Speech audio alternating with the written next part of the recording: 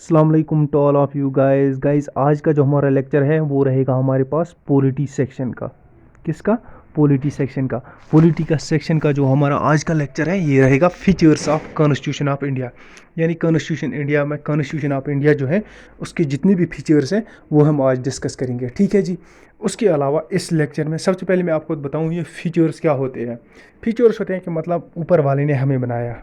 किसने? अल्लाह ने हमें बनाया एज ए ह्यूमन बीइंग उसने अपने नज़दीक एक चीज़ बनाई है ना, फिर उसको क्या दिया? इस ह्यूमन बीइंग को बहुत सारी चीज़ें उसने दी जो इसको लाइफ गुजारने में हेल्प करती है। कौन कौन सी चीज़ें?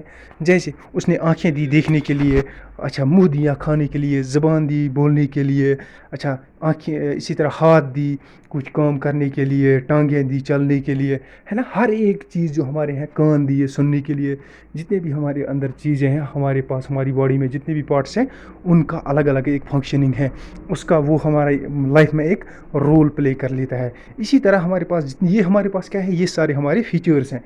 इसी तरह हमारा जो कॉन्स्टिट्यूशन है, हमारे कॉन्स्टिट्यूशन के अंदर भी बहुत सारी चीज़ें हैं जो इसके फीचर्स हैं। वही फीचर्स हम आज इन जनरल पढ़ेंगे। ठीक है जी। ये लेक्चर थोड़ा लंबा भी हो सकता है, 40 मिनट तक का। तो उसके साथ साथ बीच में मैं ये भी बताऊंगा कि कौन कौन सी चीज़ है जिस पर हमें अंदर अलग लेक्चर लाएंगे हम। ठीक है जी। सबसे पहले हम फीचर्स क्या देख लेते हैं। देखो इंडिया का जो कॉन्स्टिट्यूशन है ना, ये रेन सैकिंग करके लिया गया है। रेन सैकिंग पता किसको बोलते हैं? रेन सैकिंग बोलते हैं कि आपके पास बहुत सारी चीज़ें हो, फिर आप उनमें से छांट लोगे अच्छी कौन सी है, अच्छी वाली रखोगे, तो जो आपको लगेगी ये अच्छी नहीं है उसको साइड में करोगे, यानी अच्छी अच्छी चीज़ें आप रखोगे। इसी तरह जो हमारे पास एक कॉन्स्टिट्यूशनल बॉडी बनाई गई थी, जिसने कॉन्स्टिट्यूशन बनाया, उसने क्या किया? उसने पूरे 2-3 साल लगा दिए, पूरी दुनिया घूमी और उन्होंने वहाँ से जितना भी जिस जिस कॉन्स्टिट्यूशन की दुनिया से उन्हें कुछ अच्छी चीज़ लगी वो उन्होंने इंडिया के कॉन्स्टिट्यूशन में ऐड की और उसके बाद बना इंडिया का कॉन्स्टिट्यूशन। ठीक है जी। जब इंडिया का कॉन्स्टिट्यूशन बना इस टाइम इसमें क्या क्या था वो मैं आपको नीचे बताऊंगा, मैं ऊपर ऐड करना भूल गया था। देखो जब इंडिया का कॉन्स्टिट्यूशन बना, कब बना? नवंबर 1949 को ये अडॉप्ट किया गया, यानी ये एक्सेप्ट किया गया। कॉन्स्टिट्यूएंट असेंबली जो इंडिया थी उसने एक्सेप्ट किया, हाँ ये हमारा कॉन्स्टिट्यूशन है। ठीक है जी। कब किया? 1949 नवंबर 26। इसीलिए हर साल नवंबर 26 को क्या मनाया जाता है? कॉन्स्टिट्यूशन डे मनाया जाता है। कब मनाया जाता है? 26 नवंबर को हर साल कॉन्स्टिट्यूशन डे मनाया जाता है। और ये कॉन्स्टिट्यूशन डे बहुत इंपॉर्टेंट होता है हमारे लिए। ठीक है। इसको सेलिब्रेट किया जाता है कॉन्स्टिट्यूशन डे को उस दिन। ठीक है जी। ज़्यादातर कोर्ट्स में ये सेलिब्रेट किया जाता है, कोर्ट्स में भी हर जगह किया जाता है, कोर्ट्स में इसमें ज़्यादा देखा जाता है। ठीक है जी। अब आप देखो जब ये हमारे पास अडॉप्ट हुआ, जब हमने इसे एक्सेप्ट किया या जब हमने इसे लागू किया, कब? 26 नवंबर 1949 को। तब इसमें क्या था? एक प्रिम्बल था, अच्छा जी, और आर्टिकल्स कितने थे तब हमारे पास? इसमें आर्टिकल्स 395 थे, अच्छा जी, 22 पार्ट्स थे, पार्ट्स 22 थे। ठीक है जी। उसके बाद हमारे पास इसमें 8 क्या थे? शेड्यूल्स। यानी कुल मिलाकर अगर कहो उस टाइम एक प्रिम्बल था, अच्छा 395 आर्टिकल्स थे, उसके बाद 22 पार्ट्स थे, ये है ना, 22 पार्ट्स में अलग थे, जैसे फंडामेंटल राइट्स एक पार्ट है, फंडामेंटल ड्यूटीज़ एक पार्ट है ना, इसी तरह पार्ट्स। अच्छा जी, 8 शेड्यूल्स थे, यानी 8 शेड्यूल्स थे। फिर क्या हुआ? फिर अमेंडमेंट्स किए गए, बहुत ज़्यादा किए गए, अब तक 104 अमेंडमेंट्स किए गए। उन अमेंडमेंट्स के ज़रिए कुछ लॉज डिलीट किए गए। क्या किए गए? डिलीट किए गए। कुछ लॉज को कुछ और ऐड किया गया, है ना। जैसे 21 हमारे पास आर्टिकल था, इसमें 21A भी ऐड किया गया है कि नहीं। दूसरी चीज़, तीसरी चीज़, किसी लॉ को एक जगह से शिफ्ट करके दूसरी जगह डाल दिया गया। जैसे हमारे पास राइट टू प्रॉपर्टी जो था ये 31 था हमारे पास, क्या था? आर्टिकल 31। इसको शिफ्ट करके आर्टिकल 300 में डाल गया और इसको रखा गया किस पार्ट में? लीगल राइट वाले पार्ट में इसको रखा गया। ठीक है। इधर इधर शिफ्ट किया गया। ये सब चीज़ें किसके ज़रिए पॉसिबल हुई? ये अमेंडमेंट के ज़रिए पॉसिबल हुई। यानी अमेंडमेंट होता है चेंज करना, ऑल्टर करना, एडिशन करना, डिलीशन करना, सब्ट्रैक्शन करना। ये क्या है? ये भी, ये ऑल्टर करना, ये जो हमारे पास क्या है अमेंडमेंट करना, ये भी हमारे एक कॉन्स्टिट्यूशन का एक फीचर है। ठीक है जी। जब इतने सारे चेंजेस इसमें आएगी और अब 2000 क्या चल रहा है, 1949 को ये क्या किया गया? एक मिनट, 1949 26 जनवरी को ये अडॉप्ट किया गया। आज क्या चल रहा है?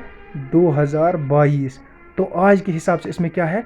आज के हिसाब से इसमें 448, एक प्रिम्बल वही है जिस प्रिम्बल को क्या किया गया, उसमें भी एडिशन किया गया है, उसको डिलीट नहीं किया गया, उसमें एडिशन किया गया। ठीक है जी, प्रिम्बल का हो गया कंसेप्ट क्लियर। 448 आर्टिकल्स है इसमें, कितने हैं 448 आर्टिकल्स। और हमारे पास क्या है 448 आर्टिकल्स, 25 पार्ट्स, यानी पार्ट्स भी 3 इंक्रीज हुए हैं। अच्छा जी, 12 शेड्यूल्स, पहले कितने शेड्यूल्स थे 8 शेड्यूल्स, यानी हर एक चीज़ इंक्रीज होती गई है। ठीक है जी, समझ में आ गया, यहाँ तक समझ में आ गया। और अब तक कितनी अमेंडमेंट्स की गई है, अगर आपको कहा जाए आप बोलोगे 104 अमेंडमेंट्स किए गए हैं। ठीक है जी, ये याद रहा। अब आ जाओ ऊपर। ठीक है जी, अब दूसरी बात मैं आपको साथ साथ में कहता जा रहा हूँ, ये हम पढ़ रहे हैं features, only features of the constitution of India. इसमें बहुत सारी ऐसी चीज़ें होंगी जिन पर हम अलग लेक्चर लाएंगे, जैसे प्री एम्बल हमारे पास है, इसमें अलग लेक्चर आएगा। Formation of constitution of India कैसे बना, इस पर अलग एक लेक्चर आएगा। ठीक है जी। अच्छा, फेडरलिज्म, इस पर अलग लेक्चर आएगा। ठीक है जी। और भी बहुत सारी चीज़ें, फंडामेंटल राइट्स उस पर लेक्चर आ चुका है, फंडामेंटल ड्यूटीज़ उस पर लेक्चर आ चुका है। अच्छा जी, डायरेक्टिव प्रिंसिपल्स उसके पास लेक्चर, उसके बाद उस पर लेक्चर आ चुका है। अच्छा जी, इसके बाद हमारे पास आ जाएगा 73rd अमेंडमेंट एक्ट, पंचायती राज, उस पर भी लेक्चर आएगा। जे के पंचायती राज पर अलग आएगा, और 73rd जो इंडियन कॉन्स्टिट्यूशन में उसमें अलग आ जाएगा। ठीक है जी, यानी जितने इसके फीचर्स हैं, इन फीचर्स में कई फीचर्स ऐसे हैं जिनमें अलग अलग लेक्चर भी आएंगे हमारे पास। ठीक है जी। सबसे पहला कॉन्स्टिट्यूशन का फीचर हम देख लेते हैं, कौन सा है। सबसे पहला ये है कि ये lengthiest written constitution in the world है। क्या है, लेंथेस्ट रिटन, यानी दुनिया का सबसे बड़ा लिखा हुआ, नोट डाउन किया हुआ, किसी बुक में नोट डाउन किया हुआ कॉन्स्टिट्यूशन है ये। कौन सा, इंडिया का। क्यों है, क्योंकि आगे जितने फीचर्स हैं उनसे आपको खुद पता चल जाएगा। ये पूरी दुनिया घूम कर उन्होंने बनाया है, दुनिया के जितने भी कानून हैं उसको उन्होंने छांटा है, और उस कानून से क्या निकाला है, उस कानून से उन्होंने इंडिया का कानून बनाया है। यानी अगर वो 200 कंट्री गए, 200 कंट्री में एक एक 100 लॉ हुआ करते थे फॉर एग्जांपल, अब इन्होंने 200 कंट्री घूमा, किसी ने किसी कंट्री का कुछ न कुछ लिया, इन्होंने 200 का बना दिया। अब बड़ा तो बन गया दूसरे कंट्री से, और साथ में ये क्या है, ये रिटन है। क्या है, रिटन है। अब एक बात और याद रखो यहाँ पर, देखो ये रिटन कॉन्स्टिट्यूशन वाला कंसेप्ट, जो रिटन है ना, यानी हम अपना कॉन्स्टिट्यूशन रिटन बुक में लिख कर रखेंगे, कॉन्स्टिट्यूशन बुक में। ये कहाँ से हमने लिया, ये लिया हमने अमेरिका से। अमेरिका का कॉन्स्टिट्यूशन क्या है, रिटन कॉन्स्टिट्यूशन है। और ऐसे कौन से कंट्रीज है जिनका कॉन्स्टिट्यूशन रिटन नहीं है, अनरिटन है, वो कौन से है, वो हमारे पास यूके है। क्या है, यूके, यानी इंग्लैंड, ब्रिटिश, बरतानिया जिसको हम बोलते हैं। ये क्या है, जो अंग्रेज़ जो हमें यहाँ जो हमारे ऊपर रूल कर रहे थे 1947 से पहले, वो उनका कॉन्स्टिट्यूशन है। हमारा कॉन्स्टिट्यूशन उन्हीं के ज़रिए बना, उन्हीं से इन्फ्लुएंस होकर हमने बनाया है, लेकिन उनका कॉन्स्टिट्यूशन अनफॉर्चुनेटली क्या है, वो अनरिटन है, और हमारा कॉन्स्टिट्यूशन रिटन है। हमने ये रिटन कॉन्स्टिट्यूशन वाला कंसेप्ट कहाँ से लिया, ये और पॉइंट MCQ एक बन सकता है, ये सर हमने USA से लिया है। हमारा कॉन्स्टिट्यूशन इतना बड़ा क्यों है, क्योंकि हमने पूरी दुनिया के कॉन्स्टिट्यूशन को छांट मारी है, उसके बाद ये लिखा है। ठीक है जी। उसके बाद हर बार जब अंग्रेज़ यहाँ हुकूमत करते थे ना, हर बार वो एक एक नया नया लॉ लाते थे, एक नया ग्रुप ऑफ लॉ लाते थे, जिससे वो कहते थे हम इसके ज़रिए डीलिंग करेंगे, कहाँ पर, इंडिया में डील करेंगे। जैसे हमारे पास आज नया आया है ना, क्या आया, J&K रीऑर्गेनाइजेशन एक्ट, उसके पूरी कहानी लिखी है, J&K में कहाँ से किस तरीके से क्या होगा, किस जगह पर क्या होगा, ये पूरा का पूरा उसमें लिखा हुआ है कि नहीं। इसी तरह हमारे पास जब यहाँ ब्रिटिश हुआ करते थे, ब्रिटिश वालों ने भी यही किया, उन्होंने भी एक ऑर्गेनाइजेशन एक्ट लाए थे, बहुत लाए थे, और लास्ट पर जो उन्होंने लाया उसका उन्होंने रखा था नाम गवर्नमेंट ऑफ इंडिया एक्ट। कब लाया था, 1935। यानी गवर्नमेंट ऑफ इंडिया एक्ट जो है ये कब आया, ये 1935 में आया, ये आपको याद रखने की ज़रूरत है। और ये गवर्नमेंट ऑफ इंडिया एक्ट इतना बड़ा था, इतना बड़ा था, बहुत बड़ा था, और 50 to 60% जो हमारा कॉन्स्टिट्यूशन है वो यही है। कौन सा, यही उठाया गया है, कॉपी पेस्ट किया गया है, गवर्नमेंट ऑफ इंडिया एक्ट 1935। कितना है, 50 to 60%, यानी जितना हमारा आज संविधान है, जिसको संविधान आप हिंदी में बोलते हैं, यानी कॉन्स्टिट्यूशन ऑफ इंडिया, ये क्या है, ये 60 to 70% किसका है, गवर्नमेंट ऑफ इंडिया एक्ट। बाकी जो रिमेनिंग है ये पूरी दुनिया से लिए गए पार्ट्स हैं, डिफरेंट पार्ट्स हैं। ठीक है, अभी और लिए जाएंगे, और डिलीट किए जाएंगे, और एडिशन किया जाएगा, ये बढ़ता जाएगा, ये प्रोसेस बढ़ता जा रहा है। ठीक है जी, समझ में आ गया। ये हो गई यहाँ तक इस चीज़ की कहानी, किसकी, ये लेंथेस्ट रिटन कॉन्स्टिट्यूशन है। अब देखो 1 में 9 मिनट लग गए, अगर मैं इतना टाइम लगाऊंगा बहुत सारे हमारे पास फीचर्स पढ़ने हैं। दूसरा feature, drawn from the various sources, जैसे मैंने आपको पहले बोला, ये बहुत सारे मुल्कों के कानून से लिया गया, किसी से कुछ लिया गया, किसी से कुछ लिया गया, और मेनली किससे लिया गया, ये देखो गवर्नमेंट ऑफ इंडिया एक्ट जो 1935 है, ठीक है जी। उसके बाद हमारे पास बहुत सारी चीज़ें और बहुत सारी कंट्री से ली गई है। मैं जल्दी जल्दी में बोलूँगा, अगर आस्ते बोलना शुरू करूँगा ना तो बहुत टाइम लग जाएगा। पार्लियामेंट टाइप ऑफ गवर्नमेंट, यानी हमारे पास पार्लियामेंट होगा और इसमें क्या होंगे, इसमें हमारे पास एमपीज होंगे। ये कहाँ से लिया गया, ये हमने लिया गया है यूनाइटेड किंगडम से। सबसे पहले देखेंगे हमने यूके से क्या लिया है, क्योंकि ज़्यादातर हमने वहीं से लिया है। Nominal head of the state हमारे पास होगा, वो कौन होगा, नॉमिनल हेड हमारे पास होगा जो प्रेसिडेंट होता है। ये कहाँ से हमने लिया है, ये लिया हमने ये भी हमने यूके से लिया, और जितने भी मैं पढ़ाऊँगा ये सारे यूके से लिया है। जैसे प्राइम मिनिस्टर हमारे पास होना चाहिए, पोस्ट प्राइम मिनिस्टर का होना चाहिए, ये भी यूके से है। लोअर हाउस जो होता है, दो हाउसेस होते हैं, upper house, lower house. Lower house ज़्यादा पावरफुल होगा, यानी लोकसभा ज़्यादा पावरफुल होगा। ये कहाँ से लिया गया है हमने, ये लिया है हमने किससे, ये लिया हमने यूके से, ठीक है जी। कंसेप्ट ऑफ सिंगल सिटीजनशिप, यानी एक मुल्क में एक ही सिटीजनशिप होगी बंदे के पास, ये कहाँ से लिया है हमने, ये लिया हमने यूनाइटेड किंगडम से। अब यहाँ पर ये पॉइंट आपको कंफ्यूज कर सकता है, मैं थोड़ा एडिशन इसमें बोल देता हूँ, ठीक है जी। सिंगल सिटीजनशिप, सिंगल सिटीजनशिप हो गया। आप यूएसए ले लो, क्या ले लो, यूएसए। यूएसए में बहुत सारी स्टेट्स हैं, मोर देन 50। कोई सा यूएसए का स्टेट ले लो, कैलिफोर्निया ले लो। कैलिफोर्निया के जो लोग रहते हैं ना, उनके पास ड्यूअल सिटीजनशिप है। एक उनके पास सिटीजनशिप है कैलिफोर्निया की, एक उनके पास यूएसए की, यानी दो सिटीजनशिप है। अब दो सिटीजनशिप है, और यहाँ पर क्या है, यहाँ पर क्यों यहाँ पर दो सिटीजनशिप है, क्योंकि यहाँ पर क्या है, ये स्टेट कभी भी अगर चाहे यूएसए से अलग होकर अलग कंट्री बनना चाहिए, यूएसए इसको रोक नहीं सकता। यूएसए का कॉन्स्टिट्यूशन ही बोलता है, वो इसे रोक नहीं सकता है, क्योंकि ये खुद एक दूसरे करीब आए और कंट्री बनाया है। किसी भी टाइम ये अलग अलग जा सकते हैं और अलग अलग कंट्री भी बना सकते हैं। समझ में आ गया यहाँ तक। लेकिन इंडिया का उल्टा है, इंडिया का है यूनियन। इंडिया ने खुद बनाई है स्टेट्स लैंग्वेज के बेसिस पर, लेकिन यहाँ स्टेट में कोई स्टेट अलग नहीं हो सकता है कि नहीं। इसको बोलते हैं फेडरलिज्म। ये अलग नहीं हो सकते हैं, ये हम आगे एक पूरे टॉपिक में पढ़ेंगे। और यहाँ पर क्या है, इंडिया में सिंगल सिटीजनशिप है, यानी सब जितने भी हैं वो इंडियन है। किसी के पास गुजराती सिटीजनशिप नहीं है, किसी के पास कश्मीरी सिटीजनशिप नहीं है, वो अलग बात है। यहाँ के अलग हम रहते हैं, अंदर हम बोलते हैं मैं कश्मीरी सिटीज़न हूँ, लेकिन ओवरऑल हमारे पास जो पासपोर्ट है वो एक ही होता है, वो होता है इंडियन, ठीक है जी। समझ में आ गया। और ये सिंगल सिटीजनशिप वाला कंसेप्ट हमने कहाँ से लिया है, ये भी हमने यूके से लिया हुआ है, ठीक है जी। अच्छा जी, बाई कैमरलिज्म हमारे पास है। बाई कैमरलिज्म यानी एक अपर हाउस होगा, एक लोअर हाउस होगा, ठीक है जी। लोकसभा एंड राज्यसभा, ये कहाँ से लिया है, ये भी हमने यूके से लिया है। रूल ऑफ लॉ, यानी लॉ क्या बोलेगा, किस तरह का लॉ होना चाहिए, ये भी हमने कहाँ से लिया है, ये भी हमने यूके से लिया हुआ है, यानी ब्रिटिश से लिया है।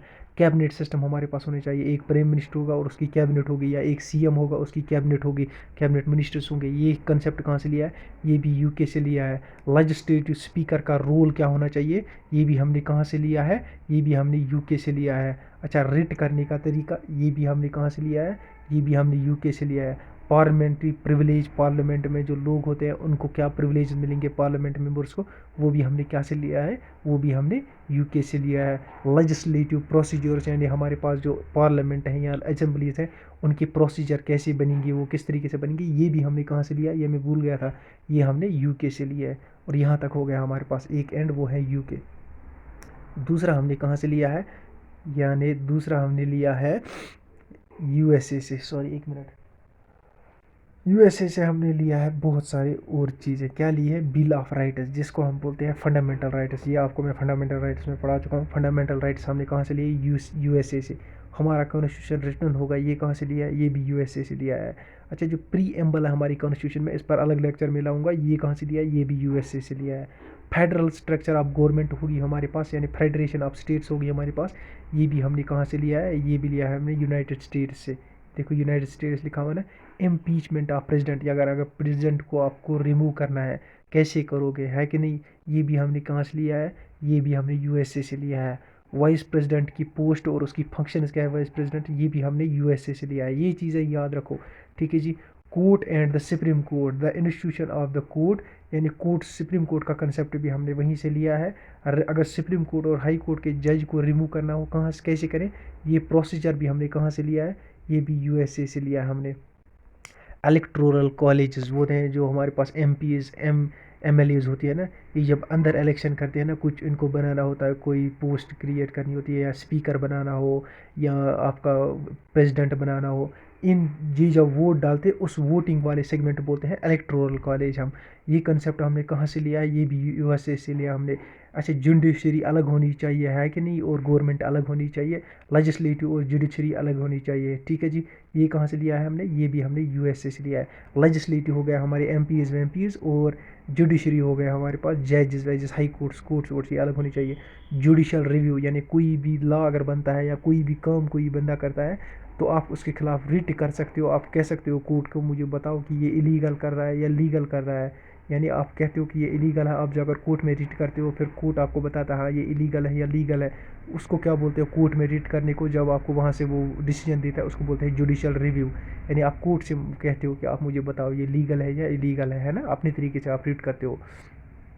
प्रेसिडेंट तीनों फौजों का सरबराह होता है, किस किस का, नेवी, एयरफोर्स और जो आर्मी होती है लैंड आर्मी, तीनों का हेड होता है प्रेसिडेंट। ये कंसेप्ट भी हमने कहाँ से लिया है, यूएसए से लिया है। और equal protection under law, law के ज़रिए हर एक को इक्वल प्रोटेक्शन मिलनी चाहिए, ये भी हमने कहाँ से लिया है, ये भी हमने यूएसए से लिया है। उसके बाद हमारे पास आता है आयरलैंड। क्या आता है, आयरलैंड। आयरलैंड से हमने क्या क्या लिया है, directive principles of the state policy, ये आपको मैं वहाँ पूरा पढ़ा चुका हूँ। अच्छा, nomination of members to the Rajya Sabha by the president, president Rajya Sabha के लिए किस किस बंदे को किस बेसिस पर नॉमिनेट कर सकता है, या प्रेसिडेंट कर सकता है, वो बेसिस छोड़ो वो इंडिया में अलग है, लेकिन प्रेसिडेंट राज्यसभा के लिए कुछ बंदों को क्या कर सकता है, नॉमिनेट कर सकता है। ये चीज़ हमने कहाँ से ली है, ये इन्फ्लुएंस होकर कहाँ से लिया हमने, आयरलैंड के कॉन्स्टिट्यूशन से। अच्छा, methods of election of the president, president का इलेक्शन कैसे हो जाएगा, किस तरीके से होगा, किस प्रोसीजर से होगा, ये हमने कहाँ से लिया है, ये भी हमने कॉन्स्टिट्यूशन ऑफ आयरलैंड से लिया हुआ है, ठीक है जी। अब बढ़ो आगे। नेक्स्ट हमारे पास आता है कॉन्स्टिट्यूशन ऑफ ऑस्ट्रेलिया। ऑस्ट्रेलिया से हमने क्या लिया है, ऑस्ट्रेलिया से हमने लिया है freedom of trade between states, यानी स्टेट्स आपस में ट्रेड करना चाहती हैं, उस सेंटर को उनको क्या फैसिलिटीज़ प्रोवाइड करना चाहिए, सेंटर को उनके साथ क्या करना चाहिए, किस तरीके से करना चाहिए, ये हमने क्या किया है, यानी हमने फ्रीडम देनी है ट्रेड को, स्टेट्स अगर आपस में ट्रेड करना चाहते हैं। ये कहाँ से लिया हमने, ऑस्ट्रेलिया के कॉन्स्टिट्यूशन से लिया है। इसी तरह national legislative powers to implement treaties even on matters outside and normal federal jurisdiction, है ना, कुछ ऐसे मैटर्स होते हैं जिसमें लेजिस्लेटिव को पावर ज़्यादा होता है, कुछ ट्रीटीज क्या करने के लिए, इम्प्लीमेंट करने के लिए, है कि नहीं, वो हमने कहाँ से लिए, वो भी हमने ऑस्ट्रेलिया से लिया है। अच्छा, कॉन्करेंट लिस्ट जो हमारे पास है, ये कहाँ से लिया है, ऑस्ट्रेलिया से लिया है। ये अलग लेक्चर आएगा, लेकिन बोलता हूँ यहाँ पर, एक होता है यूनियन लिस्ट, एक होता है स्टेट लिस्ट, एक होता है कॉन्करेंट लिस्ट। ये मानो कुछ ऐसे पावर्स हैं जो स्टेट के, यूनियन के पास है, ये कुछ ऐसे पावर्स है जो स्टेट के पास होती है, यूनियन ये स्टेट के पास, ये कॉन्करेंट होता है जिनमें दोनों का रोल होता है, यानी दोनों मिलकर कर लेते हैं दोनों ये काम, ठीक है जी। इसको बोलते हैं कॉन्करेंट लिस्ट। ये कॉन्करेंट लिस्ट वाला सिस्टम हमने कहाँ से लिया है, ये लिया हमने ऑस्ट्रेलिया से। Provision for joint session of the parliament, parliament का जॉइंट सेशन होता है, यानी जब पहला सेशन इंडिया में होता है ना, वो जॉइंट होता है, एमपीज और एमएलएज दोनों, सॉरी, एक होता है आपके पार्लियामेंट मेंबर और एक होता है राज्यसभा और लोकसभा, दोनों मेंबर जो होते हैं वो हमारे पास यहाँ पर होते हैं। कहाँ पर, यहाँ पर इस जॉइंट सेशन में। इसकी सदारत कौन करता है, प्रेसिडेंट ऑफ इंडिया यहाँ स्पीच दे देता है। ये तरीका हमने कहाँ से लिया है, ये हमने ऑस्ट्रेलिया से लिया है। अच्छा, टर्म प्रेम्बल, प्रेम्बल जो टर्म है ना, ये कहाँ से हमने लिए, ये टर्म हमने लिए ऑस्ट्रेलिया से। और प्री एम्बल जो अंदर उसमें मटेरियल भरा हुआ है, उसकी लैंग्वेज, वो हमने कहाँ से लिए, वो हमने यूएसए से लिए है, ठीक है जी। उसके बाद हमारे पास आता है फ्रांस। फ्रांस से हमने क्या लिए है, फ्रांस से हमने तीन वो कंसेप्ट हमारे जो प्रीएम्बल में होते हैं ना, लिबर्टी, इक्वलिटी और फ्रेटर्निटी। ये का फ्रेटर्निटी मीन्स भाईचारा, इक्वलिटी मीन्स इक्वल, सब लॉ के सामने है, लिबर्टी मीन्स फ्रीडम सबको मिलनी चाहिए। ये कहाँ से लिया हमने, ये लिए हमने फ्रांस से, ठीक है जी। रिपब्लिक है हमारे, ये भी प्रीएम्बल में टर्म है, यानी लोग वोट डालते हैं और क्या करते हैं, इलेक्शन करते हैं। कोई परमानेंट मोनार्की यहाँ नहीं है, कोई परमानेंट कोई बादशाही निज़ाम नहीं चल रहा है। ये सिस्टम कहाँ से हमने लिया है, ये फ्रांस से लिया है, ठीक है जी। उसके बाद थोड़ा सा कनाडा का आ गया है ऊपर, अब यहाँ भी पढ़ा देता हूँ, ठीक है जी। कनाडा से हमने क्या लिया, कुसाई फेडरल। कुसाई फेडरल क्या होता है, जैसे मैंने बोला है कि इंडिया की स्टेट्स हैं ये अलग नहीं हो सकती है, ये अपनी कंट्री से अलग होकर अपना अलग कंट्री नहीं बना सकते। गुजरात चाहे तो वो अलग कंट्री बनाए, महाराष्ट्र चाहे तो वो अलग ऐलान करे हम अलग कंट्री, आज से तो हम अलग कंट्री है। ऐसा बिल्कुल पॉसिबल नहीं है इंडिया में, इंडियन कॉन्स्टिट्यूशन इसकी इजाज़त नहीं देता है। न तो इंडिया में स्टेट्स इस लिहाज से बनाई गई है। हाँ, अगर यूएसए में स्टेटस चाहती है वो अलग कंट्री बना सकती है अपना, और यूएसए का कॉन्स्टिट्यूशन उनको स्टॉप नहीं कर सकता है, क्योंकि यूएस का कॉन्स्टिट्यूशन ही ऐसा है। ठीक है जी। अच्छा जी। अच्छा, कनाडा में भी हमारे पास क्या है, वहाँ भी स्टेट अलग नहीं हो सकती है, यूएस में अलग हो सकती है। इसको बोलते हैं कुसाई फेडरल, जो इंडिया में हमारा है। हमारे पास फेडरेशन है, स्टेट्स के पास पावर्स हैं लेकिन लिमिटेड पावर्स हैं, ज़्यादा पावर्स नहीं है। लेकिन हमारे पास यूएसए जो है वहाँ प्योर फेडरल है, वहाँ पर क्या है, वहाँ पर स्टेट्स को बहुत ज़्यादा पावर्स हैं, वो अलग भी हो सकते हैं। ठीक है जी।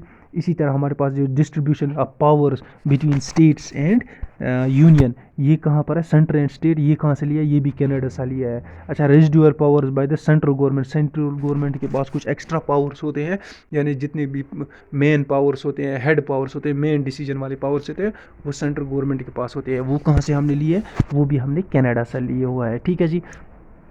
अच्छा, appointment of governors by the states, यानी governor of the state by centre, यानी हमारे पास जो गवर्नर होता है या लेफ्टिनेंट गवर्नर, उसको कौन बनाता है, उसको सेंट्रल गवर्नमेंट बनाता है। और ये कॉन्सेप्ट हमने कहाँ से लिया है, गवर्नर बनने चाहिए, फिर स्टेट्स को जाएंगे, वो स्टेट्स को भेज दिए जाएंगे।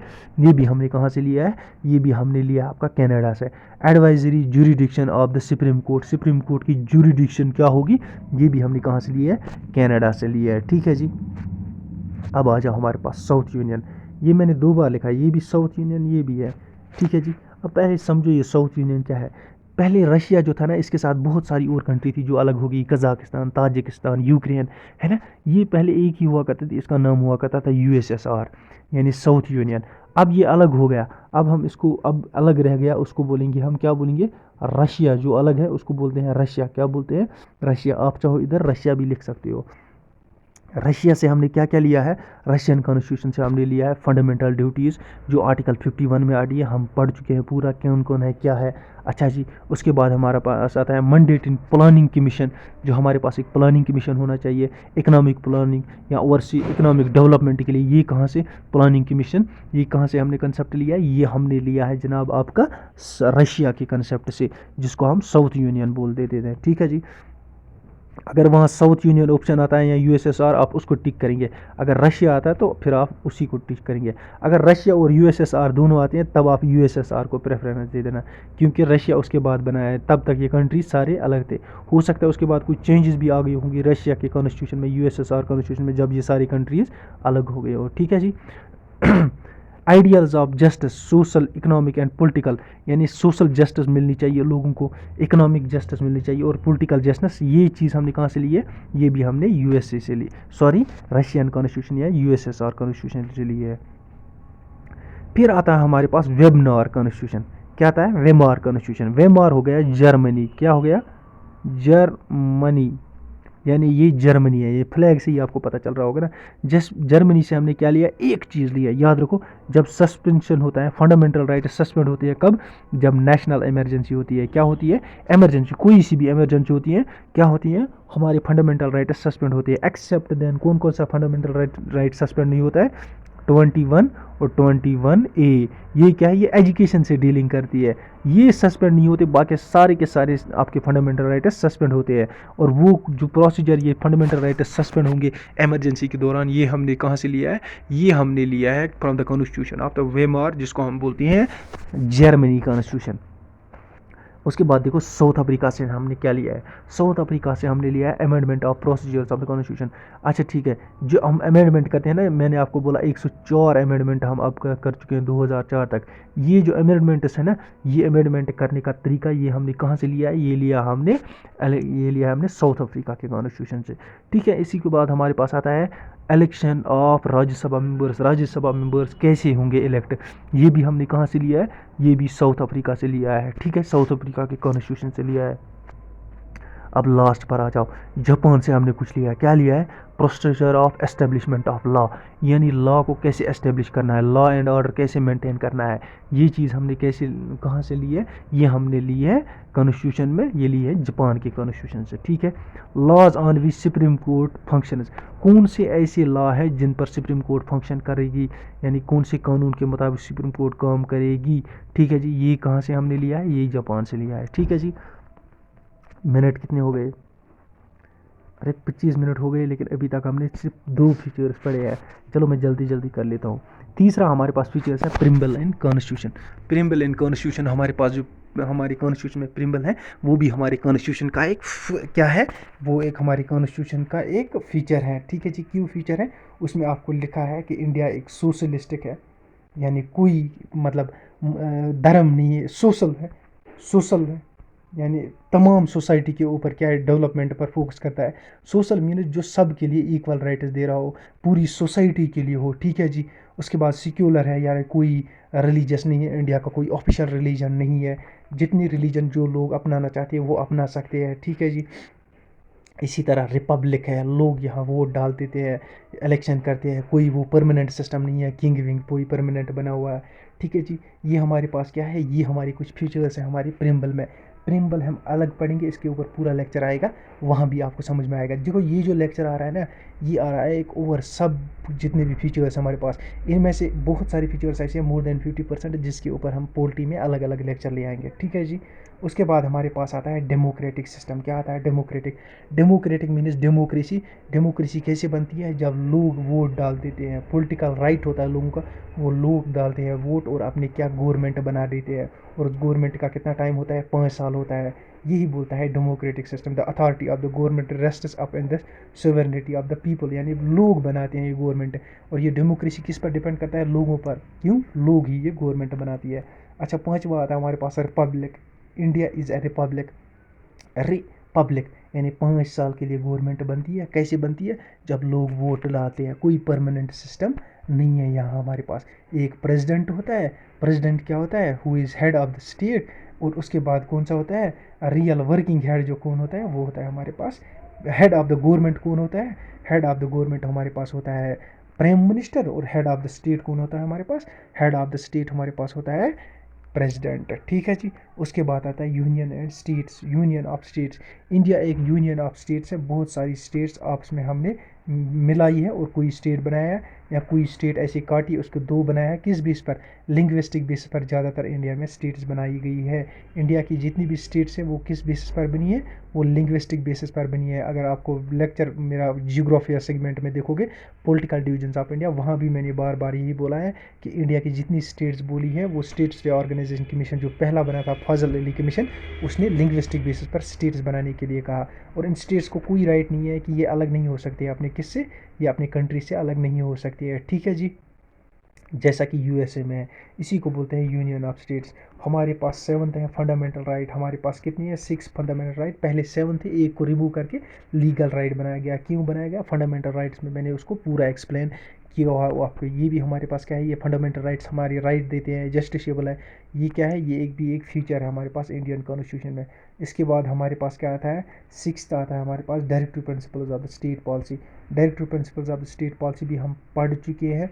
ये क्या है? ये कुछ गाइडलाइंस हैं, ये कुछ प्रोसीजर्स रूल्स हैं जो गवर्नमेंट को बताती है कि आप कैसी गवर्नेंस या कैसी गवर्नमेंट अपनी चलाओगे लोगों को, लोगों की बेनिफिट के लिए, ठीक है जी। ये हम पूरा लेक्चर पढ़ चुके हैं, वहाँ से आप देख चुके हैं। इसी प्ले लिस्ट में देखो, डायरेक्टिव प्रिंसिपल्स, फंडामेंटल राइट्स, अच्छा फंडामेंटल ड्यूटीज़, ये हमारे पास क्या है? ये पूरी की पूरी मैंने लेक्चर अलग बनाए हुए हैं, ठीक है जी। उसके बाद हमारे पास आता है पार्लियामेंट्री सिस्टम, यानी हमारे पास पार्लियामेंट है, असेंबलीज़ हैं, लोग वोट डालते हैं। स्टेट में स्टेट गवर्नमेंट अलग बनती है, सेंटर में सेंट्रल गवर्नमेंट अलग बनती है। अच्छा, स्टेट गवर्नमेंट का हेड कौन होता है? चीफ मिनिस्टर होता है। उसके बाद उसके पास अंडर एमएलएज भी होते हैं, कैबिनेट मिनिस्टर्स भी होते हैं। इसी तरह पीएम होता है कंट्री का हेड, कैबिनेट मिनिस्टर्स होते हैं उसके अंदर, और पूरी स्टेट्स भी उसके अंदर आ जाती है, ठीक है जी। है कि नहीं? ये चीज़ है हमारे पास, ये हमारे पास पार्लियामेंट सिस्टम बताता है, ठीक है जी। फेडरल स्ट्रक्चर मैंने आपको बोला इंडिया में क्या है? India federation structure where country is divided into small regions for the functioning, किस लिए फेडरेशन की जाती है? फेडरेशन दो चीज़ों से बनती है, ये मैं अलग लेक्चर भी लाऊंगा फेडरल स्ट्रक्चर पर और यूनिटरी, इसके दरमियान डिफरेंस। फेडरेशन बनती है या तो स्टेट्स नज़दीक आकर एक स्टेट बनेंगी, या स्टेट्स को अलग अलग करके एक बड़े स्टेट को बहुत छोटी स्टेट्स बनाएंगे। किस लिए? ताकि ये जो ग्रास रूट तक हमारी डेमोक्रेसी पहुंच पाए। बंगाल में बंगाल का सीएम होना चाहिए। अगर बंगाल से लेकर जम्मू कश्मीर तक एक स्टेट होगी तब कोई मैनेजमेंट हो पाएगा? नहीं हो पाएगा। इसीलिए इसने इतने स्टेट बीच में बनाए गए हैं ताकि हर स्टेट का अलग अलग एक गवर्नमेंट हो, वो पूरी फोकस करे वहाँ की डेवलपमेंट के ऊपर। ठीक है जी। अच्छा जी, उसके बाद आता है यूनिवर्सल अडल्ट फ्रेंचाइज, यानी हर एक बंदे को यहाँ वोटिंग राइट है। क्या है? वोटिंग राइट इंडिया में। पहले कितना था? पहले 20 साल एज होनी चाहिए, अब कितनी है? अब 18 साल की एज के ऊपर कोई सा भी बंदा अपना वोट डाल सकता है। उसके लिए क्राइटेरिया क्या है? एक वो 18 साल का होना चाहिए और वो इंडियन सिटीजनशिप होना चाहिए, इंडियन सिटीज़न होना चाहिए। फिर कास्ट, क्रीड, जेंडर, सेक्स ये मैटर नहीं करता, औरत है, मर्द है, तीसरा कोई जेंडर है, कोई सा भी हो, लेकिन 18 साल से एज ऊपर होनी चाहिए और इंडियन होना चाहिए, वो वोट डाल सकता है। इसको क्या बोलते हैं? इसको एडल्ट फ्रेंचाइज बोलते हैं। ठीक है जी। सिंगल सिटीजनशिप इंटीग्रेटेड स्टेट, मैं अभी बोल रहा था ना आपको, स्टार्टिंग में ही बोला था, एक ही सिटीजनशिप है हमारे पास, इंडियन। ठीक है जी, हमारे पास एक ही पासपोर्ट है, वो क्या है? इंडियन। किसी स्टेट का अलग पासपोर्ट नहीं है, लेकिन यूएसए में ऐसा है कि स्टेट का भी पासपोर्ट है उनके पास और ड्यूअल सिटीजनशिप है, एक स्टेट की सिटीजनशिप, एक यूएसए की सिटीजनशिप है। वो चाहे वहाँ के लोग, वो अलग स्टेट जो कैलिफोर्निया, वो चाहे कभी भी अलग स्टेट बन सकता, अलग कंट्री बन सकता है, कॉन्स्टिट्यूशन उसको रोक नहीं सकता है, यूएसए का कॉन्स्टिट्यूशन। ठीक है, लेकिन इंडिया का रूल ऐसा नहीं है, यहाँ यूनियन ऑफ स्टेट, यहाँ किसी स्टेट को ये राइट नहीं है कि वो अलग कंट्री बनाए, इसीलिए इसको बोलते हैं हम single state with integrated single citizenship. ठीक है जी, यही मैंने ऊपर यहाँ बताया हुआ आपको। उसके बाद है इंटीग्रेटेड जुडिशल सिस्टम, यानी हमारे पास कोर्ट से आपस में क्या है? पहले छोटा कोर्ट है, फिर बड़ा कोर्ट है, फिर उसके बड़ा कोर्ट है, फिर उससे बड़ा कोर्ट है, तो वो कोर्ट्स आपस में मिले हुए हैं। वो क्या है? पहले आप लोअर कोर्ट में जाओगे, फिर डिस्ट्रिक्ट कोर्ट में जाओगे, फिर हाई कोर्ट में जाओगे, फिर सुप्रीम कोर्ट में जाओगे। इसी को बोलते हैं इंटीग्रेटेड कोर्ट, इंटीग्रेटेड जुडिशरी। उसके बाद हमारे पास आता है इंडिपेंडेंट जुडिशरी। जुडिशरी अलग है, लेजिस्लेटिव अलग है, यानी गवर्नमेंट कोई इंटरफेयर नहीं कर सकती है किस में? कोर्ट के किसी काम में। ठीक है जी, कोर्ट के किसी काम में गवर्नमेंट इंटरफेयर नहीं कर सकती है, न तो गवर्नमेंट के पास वो पावर्स हैं। जैसा आप देखते हैं, इसको बोलते हैं independent judiciary. Amendment of the constitution of India, जो हमारे पास इंडियन कॉन्स्टिट्यूशन का एक फीचर है, स्टार्ट में बोल रहा था, हम इसको कभी भी अमेंडमेंट कर सकते हैं।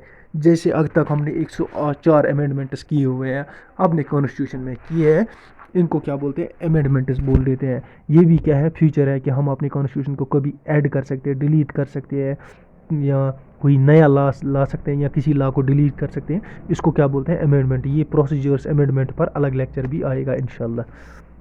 जुडिशल रिव्यू होता है कि आप कोर्ट में जाकर रिट कर सकते हो किसी कोर्ट में जाकर रिट कर सकते हो, किसी बंदे, किसी गवर्नमेंट, किसी ऑर्गेनाइजेशन के भी अगेंस्ट, कि आप रिट कर सकते हो, आप उससे पूछ सकते हो सुप्रीम कोर्ट या किसी कोर्ट से कि आप हमें बताओ ये जो बंदा ये काम कर रहा है, क्या ये लीगल कर रहा है या इलीगल कर रहा है। कोर्ट डिसाइड करेगा ये लीगल कर रहा है या इलीगल कर रहा है, लेकिन ये आपके पास राइट है, आप कोर्ट में जा सकते हो कोर्ट में ये पूछने के लिए, ताकि कोर्ट इसको देखे कि ये काम लीगल हो रहा है या इलीगल हो रहा है। अच्छा, बेसिक स्ट्रक्चर ऑफ डॉक्ट्राइन ये बोलता है कि आप कोई भी लॉ क्या कर सकते हो? इंक्रीज डिक्रीज उसमें कर सकते हो, एडिट ऑल्टर वाल्टर कर सकते हो, लेकिन आप कॉन्स्टिट्यूशन की स्ट्रक्चर को चेंज नहीं कर सकते। फॉर एग्जांपल, अभी क्या है? इंडिया एक सोशलिस्टिक है, सोशलिस्ट सिक्युलर है। सिक्युलर मीन्स जो भी अपना धर्म, यहाँ पर जितने भी लोग हैं वो अपने अपने धर्म की पूजा कर सकते हैं। हम मुस्लिम हैं, मुस्लिम अपने धर्म को मान सकते हैं। हर एक धर्म अलग अलग, जो लोग हैं वो अपने धर्म को फ्रीली क्या कर सकते हैं? फॉलो कर सकते हैं। अपने ये कानून नहीं बना सकते हैं कि मतलब आप कोई एक ही धर्म रखो, एक ही धर्म को सबको फॉलो करना है, ये बिल्कुल आप नहीं कर सकते हो। ये बेसिक स्ट्रक्चर को चेंज कर लेता है। ठीक है जी, ये चीज़ आप बेसिक स्ट्रक्चर चेंज नहीं कर सकते हो।